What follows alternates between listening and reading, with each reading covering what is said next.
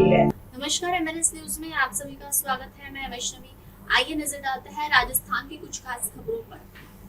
किशनपोल जयपुर के विधायक अमीन कागजी पर लग रहे हैं आरोप राजनीतिक और सामाजिक दोनों स्तरों पर काफी चर्चा का विषय बन सकते हैं। अगर एक राज्य प्रतिनिधि यूथ कांग्रेस जैसे संगठन के चुनावों में अपने निजी प्रभाव का इस्तेमाल कर दो प्रमुख समाजों कुरैशी और कायम खानी को आमने सामने खड़ा कर रहा है, तो यह निश्चित रूप से क्षेत्र की एकता के लिए चिंताजनक है। यहाँ अमीन कागजी की इस कथित भूमिका और उसके संभावित परिणामों का विश्लेषण दिया गया है।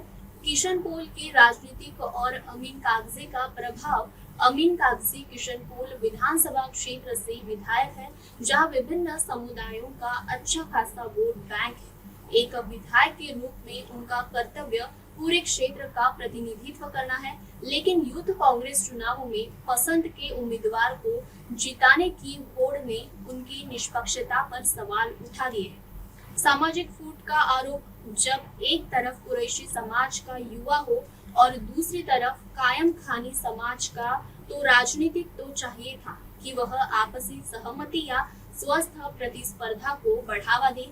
रणनीति या साजिश। यदि विधायक जानबूझकर इन दोनों समाजों के बीच प्रतिनिधित्व को हवा दे रहे हैं, तो इसे समाज को बांटकर अपनी सत्ता मजबूत करने की कोशिश के रूप में देखा जा रहा है।